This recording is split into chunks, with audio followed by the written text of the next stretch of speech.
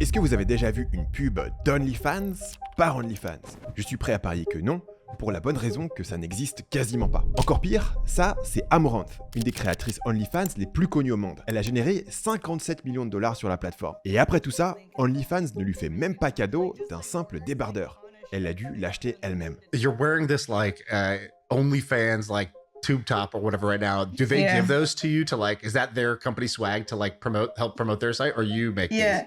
I think I actually bought it from the website, but I probably could have asked. Donc OnlyFans ne fait pas de pub, n'envoie même pas de merch gratuite à ses créateurs, et pourtant ils ont pris d'assaut l'industrie mondiale des contenus cochons. Voilà la courbe de croissance des revenus d'OnlyFans. 6,6 milliards de dollars de chiffre d'affaires en 2023. Et le plus fort, c'est qu'ils ont seulement 42 employés. Ça fait 31 millions de dollars de chiffre d'affaires par employé. Bryce Adams, une des créatrices les plus populaires sur OnlyFans, a 20 employés. La plateforme sur laquelle elle poste son contenu a à peine le double. Et dire qu'on pensait tous que les vidéos de gens tout nus étaient dispo partout sur internet gratuitement. Si vous avez des posters de Warren Buffett au-dessus de votre lit, vous vous dites peut-être que ça serait pas bête d'acheter quelques actions OnlyFans. Je vous arrête tout de suite, ça n'est pas possible. OnlyFans n'est pas cotée en bourse. Elle est possédée à 75% par un certain Leonid Radvinsky et à 25% par un de ses fondateurs. Entre 2019 et 2023, ils se sont versés en tant que dividendes sur leur compte personnel 1,1 milliard de dollars, dont 472 millions juste en 2023. Radvinsky a racheté 75% d'OnlyFans en 2018 quand la plateforme n'avait même pas fait 1 million de profits cumulés. Aujourd'hui, elle fait plus de 20 millions de chiffre d'affaires par jour.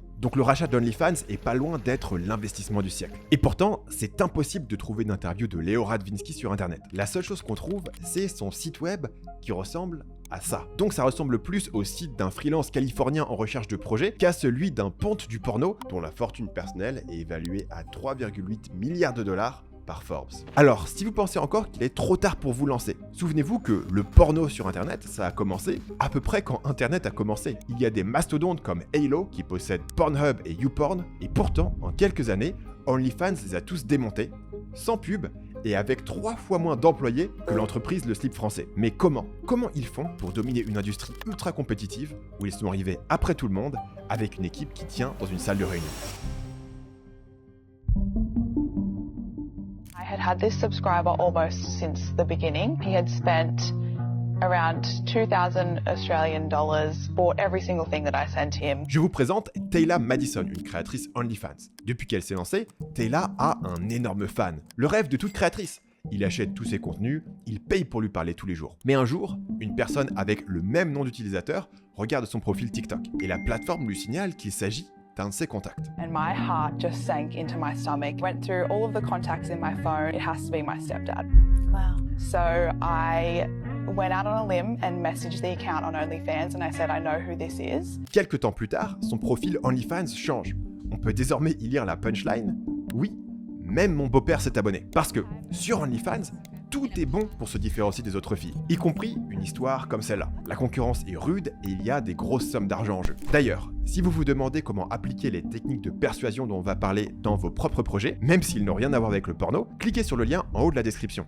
Et je vous enverrai un PDF qui récapitule toutes les techniques dont on va parler dans la vidéo, avec des exemples bonus. Allez récupérer le PDF maintenant, c'est le premier lien dans la description. I have made $500,000 on OnlyFans, and I have a lot of things that I feel like I can teach. She is, I think, the #1 creator on OnlyFans. She has made over $30 million on OnlyFans in like 2 years. She is the #1 most liked OnlyFans creator, and in just 3 years, she's amassed 1.7 million subscribers, over 20 million in earnings, and a team of more than 20 employees. Welcome, Bryce Adams. OnlyFans prend 20% des paiements, le reste est empoché par les créateurs. Comme sur toutes les plateformes, le revenu moyen par créateur est faible, mais il y a des milliers de créateurs qui gagnent des sommes lunaires. Et encore, notre seul moyen de le savoir dans le cas d'OnlyFans, c'est quand ils nous le disent. Et pourquoi est-ce qu'ils nous le diraient? Amouranth gagne plus d'1 million de dollars par mois, et la seule raison pour laquelle on en parle, c'est pour faire parler d'elle encore plus. Why'd you decide to go public with your income and your earnings? Well, it's gonna sound kind of weird, I guess, to most people because I didn't do it for like pride or anything like that. It's really because my Instagram that had like 5 million followers over that a little bit got banned from mass reports, and I needed a way for people to still write about me because that was my biggest reach, and so everything else was not nearly as much reach. So I just started writing about the business stuff. En me plongeant dans la niche des créatrices OnlyFans, je découvert qu'elles sont aussi obsédées par le marketing que n'importe quel dropshipper de Dubaï. I'm gonna go ahead and say that I think that the number one thing that you need to focus on if you want to grow your OnlyFans is advertising. Il y a des outils qui promettent d'attirer des clients sur votre page OnlyFans, il y a des livres Amazon qui vous font miroiter votre premier million, il y a des youtubeuses qui expliquent en détail dans des playlists de plus de 80 vidéos comment faire cette délicieuse oseille. There are PDFs, courses, and mentorships. I actually have all of those. If you want to purchase any of them, they will be linked down below. I teach creators how to create a full-time business using their OnlyFans. Quand on regarde ces contenus, c'est parfois difficile de savoir si les conseils viennent d'un YouTuber business qui vend des formations pour devenir riche grâce à l'investissement locatif en province, ou si ça vient d'une jeune femme de 22 ans qui s'est lancée sur OnlyFans pendant le Covid. The best time to start an OnlyFans probably was yesterday, but the second best time is today. I would have started yesterday, not today. You will always regret not starting sooner. Je crois que j'ai littéralement écrit cette phrase dans une de mes séquences de vente. Celle-là aussi d'ailleurs. So you need to look at other creators that are in your niche, that are similar to you, and you need to see what's working for them. Then you need to recreate that in a way that works for you. Don't reinvent the wheel. Ce que les créatrices matraquent en boucle, c'est que ça ne suffit pas de poster des photos sexy pour attirer des abonnés. Pour une raison simple, ces photos sexy, elles sont trouvables gratuitement partout sur internet. You cannot just be sexy. You need to have a personality behind that sexy person. You need to have a story behind it. You need to have a brand behind who you are. Like anybody can post a nude and it be very exciting. That initial hype is dead, which means now you really have to brand yourself. Alors, comment on fait quand on est une énième blonde américaine de 22 ans à la poitrine généreuse et qu'on veut se distinguer pour attirer des abonnés? Pas que ça s'applique à vous, parce que bon, j'ai vu mes stats YouTube. Mais disons, par pure curiosité intellectuelle, ça marche comment? Première étape, le conseil que donnent en boucle toutes les créatrices, c'est de trouver une niche. You really have to find a niche, and I get questions a lot about what a niche is. And basically that is, what is your direction? What is your brand? What do you do that makes you unique from somebody else? So if you are into anime, do you do cosplay? Are you a furry? Whatever it is, what makes you stand out from all the other creators on the platform? Une créatrice qui a parfaitement compris ce principe, c'est Brandy Renee. Elle a une interview sur Pornhub où elle explique la manière dont elle a été élevée, dans le sud des États-Unis avec une éducation très traditionnelle. Brandy poste des contenus pornographiques, mais elle est douce, timide et se définit comme vanille. I was raised super Southern Baptist up until I was 25. I don't watch porn, I really don't. I've never watched porn in my life. Of course, like I have like these kinks that are kinky to me, but to like an actual open freak, they're like, nah, you're vanilla. And I'm like, yeah, I know. À la question « Quelle est la chose la plus folle que tu aies faite ?» elle répond ça. What is something that you've done that you like the top kinkiest? The top kinkiest was fucking in a car. Donc elle combine 3 ingrédients rarement mélangés. Numéro 1, du contenu de femme au foyer douce et timide. Numéro 2, des vidéos impossibles à ouvrir sur votre lieu de travail ou en public. Et numéro 3, du fan service pour les geeks avec par exemple des cosplays de jeux vidéo. Prior to doing OnlyFans and content collabs, I've only been intimate with 2 people. Tous les contenus de Brandy viennent nourrir ce personnage. Déjà sur le côté fille traditionnelle du Sud. Brandy poste des reels de ce type sur son Instagram. POV, quand c'est Thanksgiving mais que tu as été élevé dans le Sud. Elle joue aussi sur un genre de personnage de femme au foyer, réconfortante mais sexy, avec la légende qui va avec, je nettoie la attache de beurre, le déjeuner sera bientôt prêt. Ensuite, le côté nerd. Sur sa page OnlyFans, elle se définit comme ça. J'adore l'anime, les cosplays et streamer de l'ASMR. Donc je suis totalement nerd. Et oui, avec le petit smiley que votre cousin Emo utilisait sur Skyblog en 2005. Brandy adore être gâtée, mais cliquez sur sa wishlist Amazon pour lui faire un cadeau, et elle ne vous demande pas le dernier iPhone. Elle veut du chocolat, des boosters Pokémon et des petites lampes kawaii à 15 € inspirées par les personnages de Miyazaki. Sur son Instagram principal, il y a des reels de cosplay sexy, mais aussi des vidéos où elle montre sa collection de cartes Pokémon. Il y a aussi des POV absurdes comme celui-là. POV, je mange une cuisse de dinde après avoir marché 8 heures et on se croise du regard. Sur son Instagram secondaire, la description nous dit qu'on est censé trouver de l'ASMR, mais c'est surtout elle en train d'ouvrir des boosters Pokémon. Et sur Twitter, elle a 600 000 abonnés, mais elle suit un seul compte, Pokémon Deals and News. Ça s'invente pas. Alors évidemment, elle aime sûrement Pokémon pour de vrai, mais d'un point de vue positionnement marketing, c'est excellent. Sans juger les gens qui jouent aux cartes Pokémon. On va dire qu'il y en a sûrement plus qui sont consommateurs de OnlyFans plutôt que créateurs. Bon, après, c'est aussi vrai pour mon audience. Probablement. Pour un exemple de niche complètement différente, prenez Bryce Adams, qui annonce sur LinkedIn être la plus grosse créatrice OnlyFans, ce que plusieurs personnes revendiquent au passage parce que les chiffres sont complètement opaques. Bryce est une fit girl, une fille qui va à la salle. We also did it in a super authentic way. My captions are always like super true, super authentic. All of my videos, by the way, are real. Like everything, all the scenarios and stuff on my page is 100% like me and my life. So it's really easy to be just yourself, and that really connected really well with a lot of the audience. Tous ces contenus servent à construire ce personnage. Déjà son nom de compte OnlyFans, Fit Bryce. Elle a commencé sur OnlyFans en postant des photos sexy de sa transformation au fur et à mesure de ses séances à la salle. Et les reels qu'elle poste pour attirer des abonnés sont presque toujours à la salle de sport. Bientôt sélectionnée pour les JO, la première journée de mon coach à la salle. Ma salle Planet Fitness a trop de règles. Do you guys wear anything under these like tight shorts? I just never see any. You guys underwear? Yeah, like is there any? Oh. Is that answer? Sur un autre créneau complètement unique, on a la créatrice Aela, qui est décrite dans les médias comme la travailleuse du sexe libertarienne et rationaliste devenue data scientist. Aela a eu pendant longtemps un des posts les plus likés sur le subreddit Gone Wild, avec un shooting où elle se faisait enlever par des gnomes. Elle fait du mime nu. Oui, c'est niche, et oui, elle en vit extrêmement confortablement. 100 000 $ par mois sur OnlyFans, une invitation sur le podcast de Lex Fridman, où on a l'impression qu'ils ont filmé leur premier date de 4 heures, et ce genre de tarif pour des rencontres. What's your price right now? $3,000 an hour. Elle poste des sondages sur X où elle récolte des données liées à la sexualité et les analyse dans une newsletter, Knowing Less. Un exemple de post. J'ai demandé à environ 16 500 personnes si elles étaient plus sympathisantes d'Israël ou de la Palestine, puis je leur ai posé toute une série de questions sur le sexe. Devine quel groupe était le plus excité par l'humiliation. Qu'est-ce qu'on fait? Est-ce qu'on arrête la vidéo ici parce que je sais pas si je vais pouvoir faire mieux? Avec une niche comme celle-là, ce n'est pas un hasard si Aela est particulièrement populaire sur Reddit et sur X. Les gens qu'elle vise traînent surtout là-bas. Ce qui nous amène à la deuxième étape pour créer OnlyFans,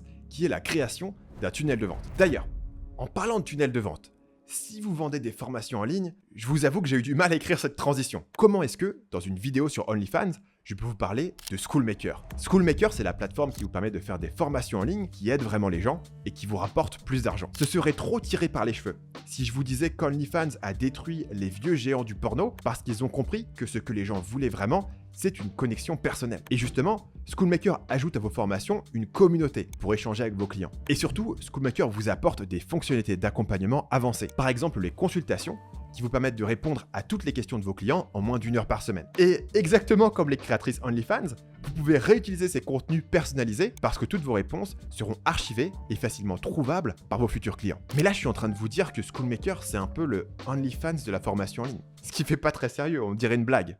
Alors comment est-ce que je rattrape le coup? Je pourrais peut-être vous dire que plus de 1600 formateurs utilisent la plateforme pour former plus de 450 000 personnes. Et à ma connaissance, aucun d'entre eux ne fait du porno. Mais on a des clients qui viennent de toutes les niches imaginables, du marketing à la finance en passant par la santé et la parentalité. Merde, je viens d'utiliser porno et parentalité dans la même phrase. Cette plage de pub part en sucette. Et puis j'ai oublié de vous dire le truc le plus important. Si vous allez sur schoolmaker.com/OF pour OnlyFans, vous pourrez tester Schoolmaker gratuitement et commencer à créer le genre de formation qui se vend vraiment. C'est schoolmaker.com/OF ou cliquez sur le deuxième lien dans la description. Quand je dis créer un tunnel de vente pour OnlyFans, je ne suis pas en train de plaquer mon jargon de marketeur sur les créatrices.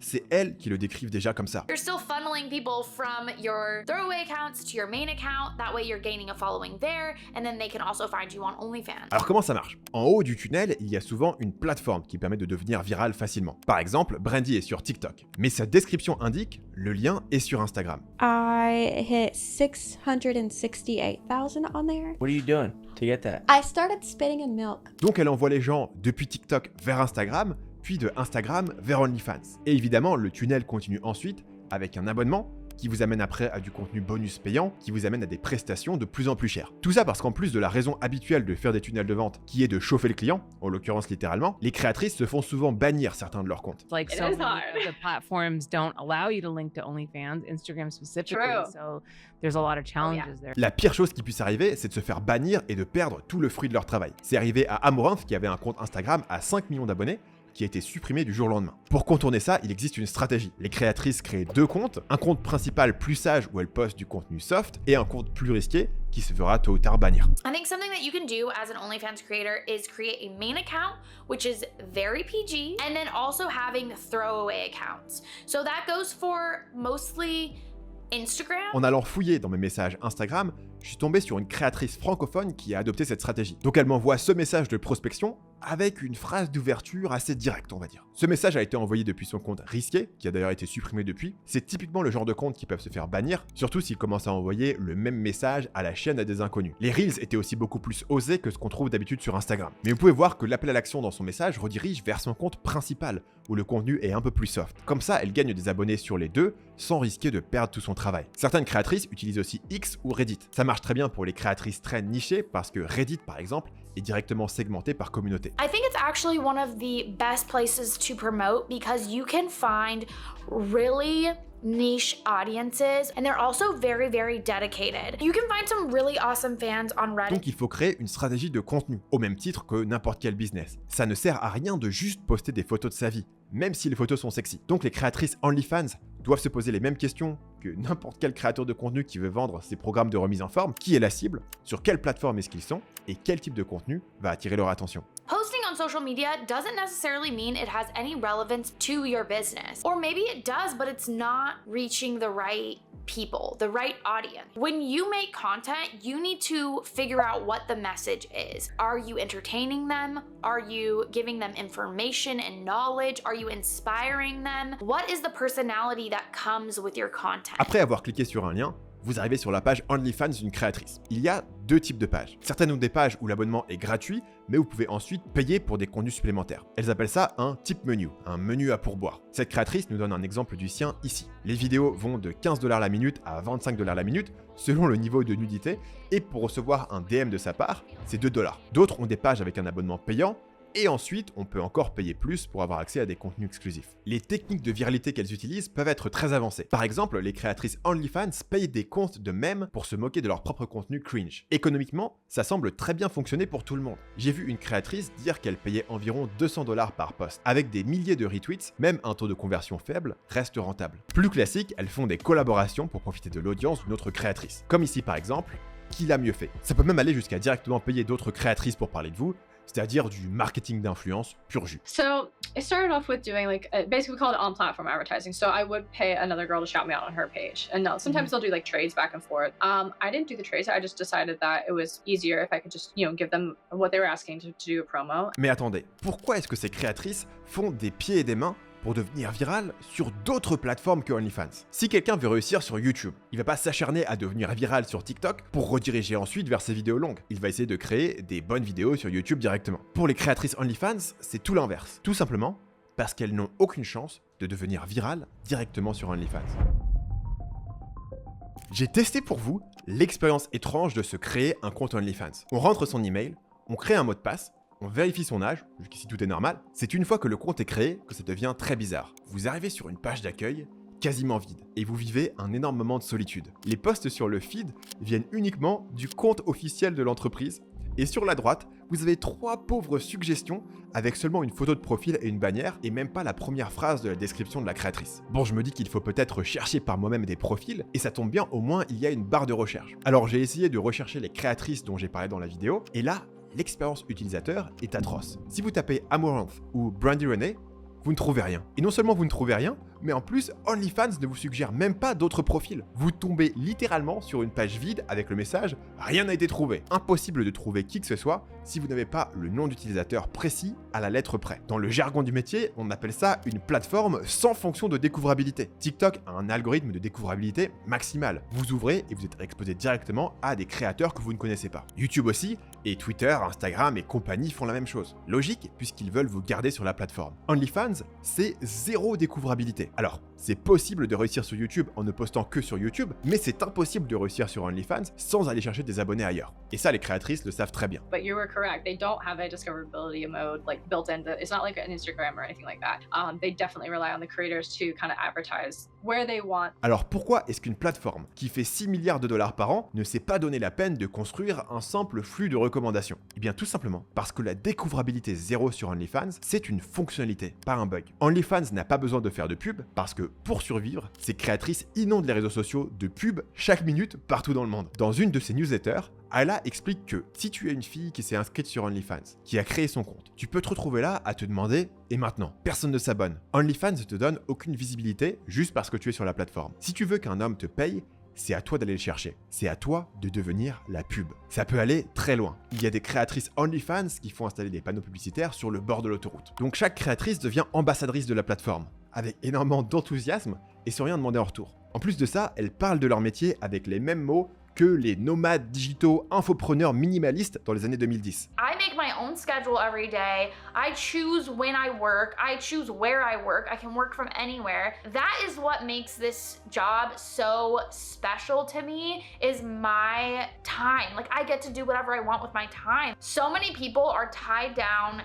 to whatever job they have, and they can't travel, they can't choose when they get time off. This gives you such an opportunity for a life of your dream. Donc OnlyFans ne veut pas être la source de clients pour ses créatrices, ce sont les créatrices qui sont la source de clients pour OnlyFans. Et tout ça sans avoir besoin de leur offrir ne serait-ce qu'un débardeur avec le logo de la marque. Ce modèle est la grande innovation de OnlyFans, et ça n'est certainement pas un hasard. Léo Radvinsky, qui possède 75% d'OnlyFans, l'a racheté en 2018, à un moment où OnlyFans n'avait pas encore fait 1 million de profits cumulés. Alors certes, son site web ressemble à celui d'un freelance californien fan d'open source, mais son CV un peu moins. Avant de racheter OnlyFans, il avait créé une entreprise qui vantait des accès à des mots de passe illégaux et piratés pour des sites porno. Un autre modèle très populaire à l'époque d'avant OnlyFans, c'est celui des sites de camgirls. Ayla a écrit un article où elle explique la différence entre les sites de camgirls et OnlyFans. Avant OnlyFans, c'était les sites eux-mêmes qui devaient générer du trafic pour leurs créatrices. La page d'accueil affichait une longue liste déroulante de modèles exposés pour le plaisir du visiteur. Le site se chargeait d'attirer les hommes sur la plateforme, généralement via des pubs sur les sites porno,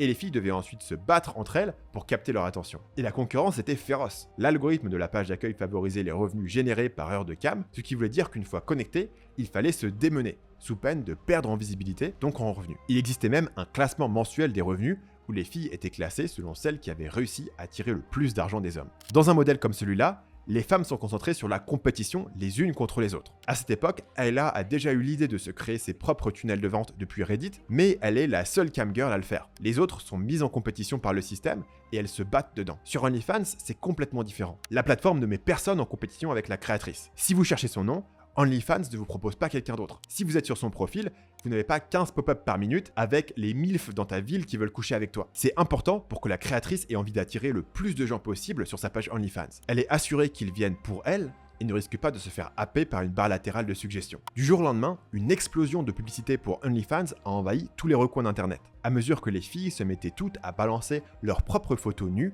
sous les yeux de tous les hommes qu'elles pouvaient trouver. Ajoutez à ça le contexte de pandémie qui a permis à TikTok d'exploser sur les téléphones des adolescents du monde entier, et vous obtenez la recette pour une plateforme qui fait 6 milliards par an. L'analyste Matthew Ball a écrit un excellent article dans lequel il analyse les chiffres d'OnlyFans, et son constat est que OnlyFans est un succès historique. OnlyFans est probablement l'entreprise britannique la plus rentable depuis DeepMind en 2010, la plateforme de réseaux sociaux la plus importante depuis TikTok en 2014, et la plateforme de Creator Economy la plus puissante de tous les temps. D'après lui, l'ascension fulgurante de OnlyFans est portée par une notoriété de marque grandissante, au point que OnlyFans est devenu un terme générique pour désigner les abonnements à du contenu intime, et par l'arrivée de célébrités, dont certains ne proposent aucun contenu pornographique. Une autre raison évidente du succès d'OnlyFans, c'est le pourcentage qu'il reverse aux créateurs, qui est de 80%. Pour vous donner une idée, YouTube reverse 55% de leurs revenus publicitaires aux créateurs, et c'est considéré comme un très bon pourcentage par rapport à d'autres plateformes. Un site de camgirls n'aurait jamais pu reverser 80%, parce qu'ils avaient des coûts publicitaires énormes. Le modèle d'OnlyFans revient essentiellement à sous-traiter le marketing à des milliers de créatrices indépendantes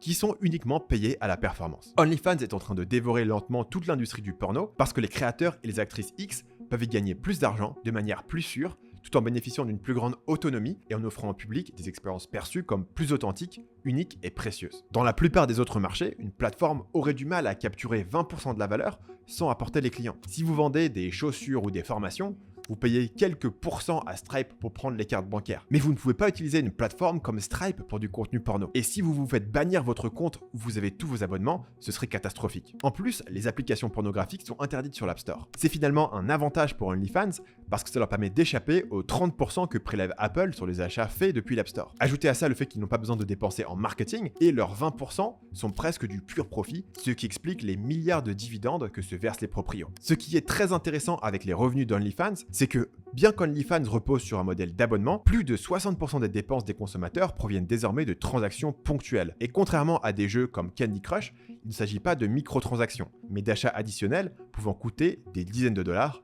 voire plus. En réalité, Les revenus issus des abonnements n'ont augmenté que de 9% depuis 2021, tandis que les dépenses transactionnelles ont bondi de 70%, représentant à elles seules 88% de la croissance totale. Le chiffre d'affaires d'OnlyFans serait aujourd'hui 2 fois supérieur à celui du géant porno Halo, qui possède Pornhub, Brazzers, RedTube, YouPorn et Xtube. Matthew Ball a partagé des screenshots de la créatrice Bad Baby, qui a montré ses revenus OnlyFans en story Instagram. Elle a généré plus de 70 millions de dollars et on a récupéré 57 millions. Mais voilà où c'est intéressant, plus de la moitié du revenu a été généré via des messages payants. Maintenant, la question à 6 milliards de dollars. Qui sont ces armées d'hommes prêts à payer des dizaines de dollars pour des messages privés avec des créatrices? Et pourquoi est-ce qu'ils payent des abonnements alors qu'il n'y a jamais eu plus de contenu porno gratuit sur Internet? I think a lot of people get confused. They think, oh, if I just post my naked body, people are going to be interested. And people are not going to pay you to post your body. They can find naked pictures all over the internet. That is not what they are looking for.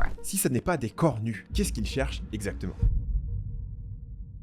La théorie qui revient le plus souvent pour expliquer pourquoi des dizaines de milliers d'hommes payent des comptes OnlyFans, c'est celle de la personnalisation du contenu. Sur Reddit par exemple, quelqu'un s'est posé la même question que moi, et des gens lui ont répondu que tout l'intérêt était dans la personnalisation. Je pense que ce qui attire, c'est le fait que ces jolies filles offrent une forme d'attention personnalisée. Beaucoup d'entre elles discutent réellement avec les abonnés, en plus de montrer leur corps. Cela peut donc devenir une sorte de thérapie détournée, un peu tordue. Ça crée un lien plus personnel entre l'abonné et la streameuse ou la créatrice OnlyFans. Ce qui séduit, c'est que c'est une fille que tu as l'impression de connaître, au moins sur le plan de la personnalité. Mon commentaire préféré, c'est celui qui dit « Je veux soutenir des créatrices indépendantes ». Comme si s'abonner à OnlyFans, c'était comme acheter du fromage de chèvre bio directement chez l'agriculteur. Le problème, c'est que tous ces commentaires viennent de gens qui ne payent pas d'OnlyFans et qui n'y sont probablement jamais allés de leur vie. Parce que c'est difficile de soutenir la thèse de la personnalisation quand on sait vraiment comment ça marche. Vous vous souvenez de Bryce Adams, la fit girl authentique de tout à l'heure? Voilà comment elle parle des contenus qu'elle poste. I mean, we took a ton of time to, A/B test, which photos, which captions to use. Like, we went nitty gritty with it, which no one has to do all of that. We're just like crazy data people. So like, we did all of that to optimize every little inch of it. And then we just took that to scale. Le nous, c'est elle et son équipe. C'est assez évident que les plus grosses créatrices sont entourées d'équipes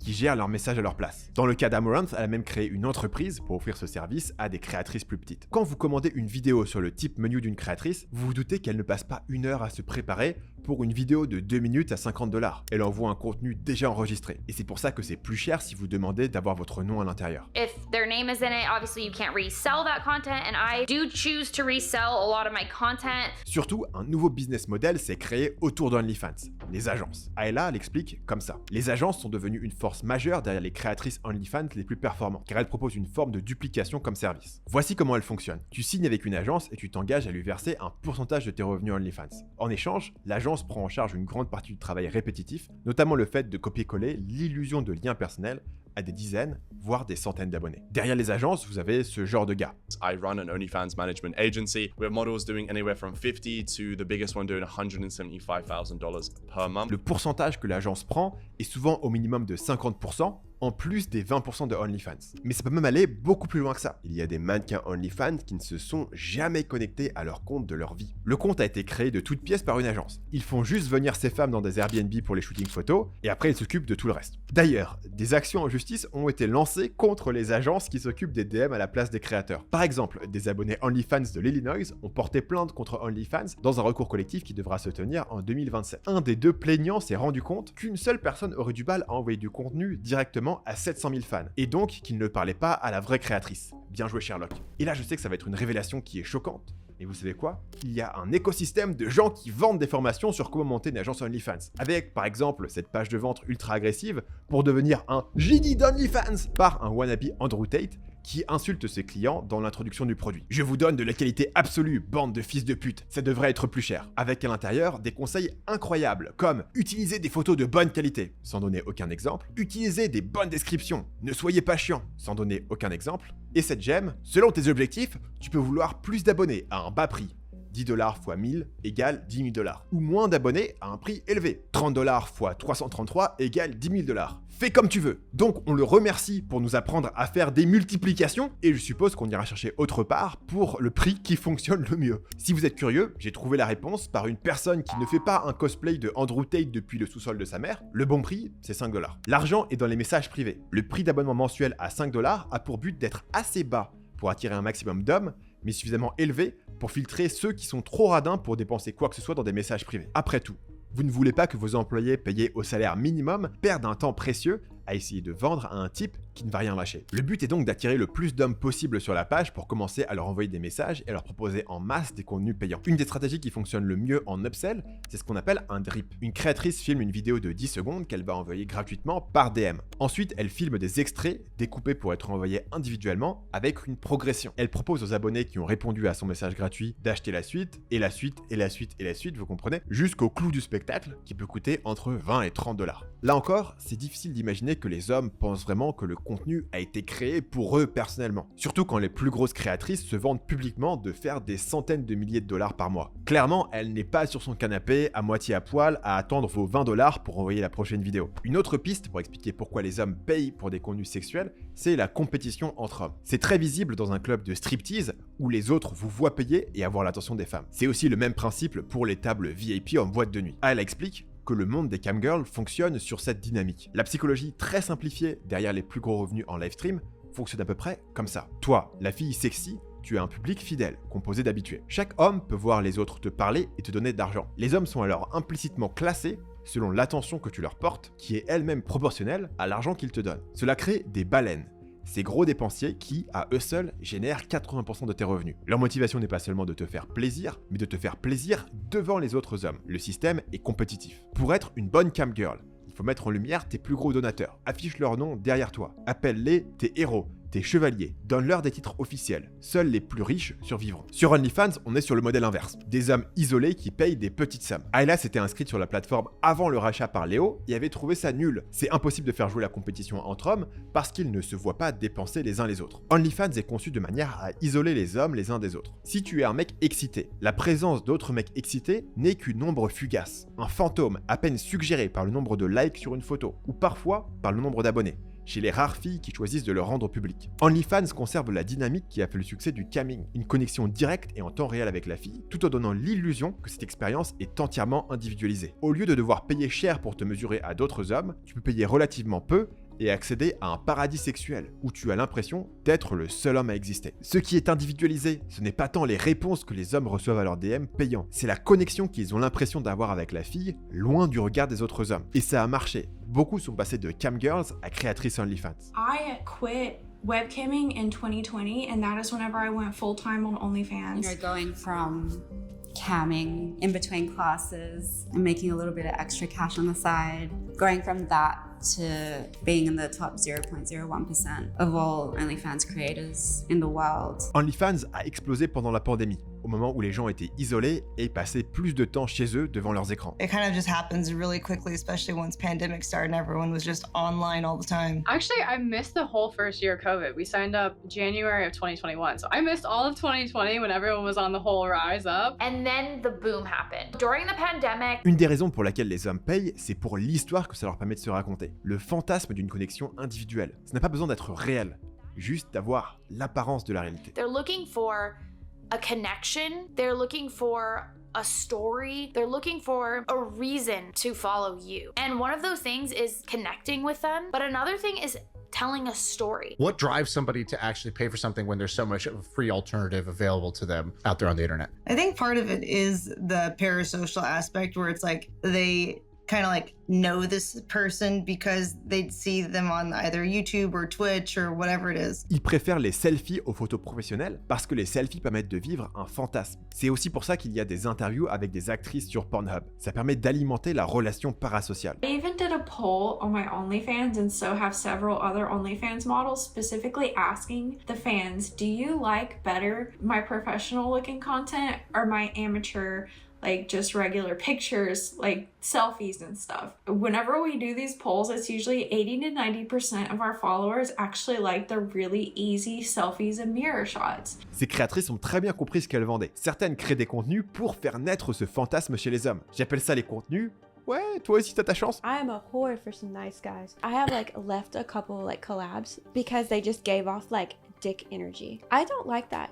I don't care if you fucked like a bajillion girls. I don't care if you fucked top models. I don't give a shit. If you act like it, it's just immediate turn off to me. I don't like an ego. I don't like too prideful. I like cute, sweet guys. Ici, Brandy Renée explique qu'elle tombe amoureuse des hommes maladroits. Et ici, c'est encore plus explicite. La question « est-ce que les hommes se doutent que c'est faux ?» n'est pas la bonne question. Ce qu'ils achètent, c'est la possibilité de fantasmer la réalité où ils ont une chance avec cette fille. Voyez ça comme un contenu de divertissement, comme un film ou un jeu vidéo. Les gens payent pour une histoire fictionnelle. Quand vous achetez le nouveau GTA, vous pouvez vous prendre pour un gangster, c'est une illusion, vous le savez, mais le jeu va quand même générer des milliards et ça ne surprend personne. Le porno a toujours été comme ça. Dans la vraie vie, les femmes ne viennent pas ouvrir la porte au livreur de pizza extra saucisse avec juste une serviette autour des seins. Personne ne prend ça pour un documentaire. Et donc, OnlyFans vend la même expérience pour plus cher, mais de manière plus impactante émotionnellement, plus immersive et plus interactive. Yeah, I feel like part of it's just like they like a certain person's kind of look. Like they're really into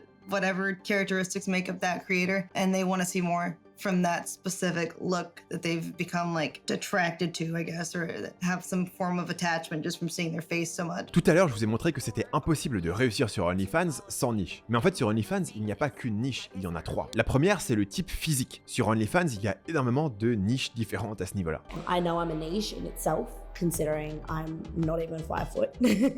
And being small and paralyzed gives, my look a very, very particular niche. Ensuite, il y a la personnalité, l'univers et les hobbies, on en a parlé tout à l'heure. Et enfin, il y a les pratiques. Toutes les créatrices ne sont pas spécialisées dans les mêmes choses. I offer an array of different fetish services regarding Roman showers, which is vomit, brown showers, pretty self-explanatory, or golden showers, also self-explanatory. Quand on dit qu'OnlyFans a personnalisé le porno, c'est vrai, mais c'est pas uniquement parce que les actrices répondent à leurs spectateurs, c'est parce qu'elles correspondent à des goûts ultra spécifiques. Vous allez me répondre que le porno gratuit est vaste. D'ailleurs, il y a même une règle d'internet, la règle 34, qui dit que si vous tapez n'importe quel mot suivi de porno, vous allez trouver un contenu. Lego plus porno, check. Porsche plus porno, check. Pomme plus porno, check. Mais voilà, vous allez trouver un seul contenu, pas des dizaines de posts créés chaque jour par la personnalité de vos rêves, dans le corps de vos rêves. Ce que OnlyFans propose, c'est du fantasme sur mesure. Et c'est pour ça qu'il n'y a rien sur la page d'accueil. Le but n'est pas de faire appel au cerveau reptilien des hommes avec 40 vidéos surstimulantes comme sur Pornhub et des pop-up de célibataires chaudes qui veulent chatter avec toi toutes les 10 secondes. Le but est de laisser les gens s'immerger dans un fantasme sur mesure. La dernière piste est plus sombre que les autres. Partons du principe qu'il existe des hommes qui ont été rejetés par les femmes à l'adolescence, puis qui sont devenus invisibles à leurs yeux. Ils essayent de capter un regard dans le métro ou dans l'open space, mais il n'y a aucune réaction. Ils sont perpétuellement en demande et avec aucune perspective de sortir de cette situation. Pour ces hommes-là, OnlyFans leur permet d'inverser le rapport de force. Pour la première fois de leur vie, c'est la femme qui cherche à attirer leur attention avec des messages et des vidéos. Pour la première fois de leur vie, ils peuvent faire plier une femme à leur volonté. Avec de l'argent, ils décident quelle vidéo elle va faire et ce qu'elle va dire dedans. Je vous donne un exemple. Quasiment toutes les pages OnlyFans dont on a parlé dans la vidéo proposent un service étrange. La créatrice va noter votre entrejambe. Essentiellement, vous pouvez payer pour forcer une fille à vous regarder. Et je suppose à vous dire qu'elle aime ce qu'elle voit. Si cette hypothèse est vraie, au moins pour certains hommes, le fait de payer pour le contenu est une fonctionnalité, pas un bug. Ces hommes ne préféreraient pas que les contenus soient gratuits. C'est le fait de payer qui leur donne une sensation de pouvoir. Le temps de la transaction, ils impactent la vie de cette femme. Ils ont fait une demande et elle a répondu pour les servir. Normalement dans mes vidéos, j'aime bien avoir une explication nouvelle pour un phénomène. PNL est une marque de luxe. Vous ne vendez pas un produit, vous vendez une solution à un problème. Mais sur pourquoi les gens payent pour OnlyFans, je vous ai donné 4 hypothèses. Et c'est probable que toutes ces pistes soient vraies, mais qu'elles s'appliquent à différents types d'hommes et différentes créatrices. C'est pour ça que OnlyFans est une plateforme sans aucune identité propre et refuse à tout prix d'en créer une. C'est une décision réfléchie. Elle permet de laisser le champ libre à une armée de créatrices pour exploiter les désirs et les fantasmes des hommes du monde entier. Avant de partir, n'oubliez pas d'aller récupérer le PDF qui récapitule toutes les techniques de persuasion qu'on a vues dans la vidéo, avec des exemples sur comment les appliquer dans votre domaine. C'est le premier lien en haut de la description.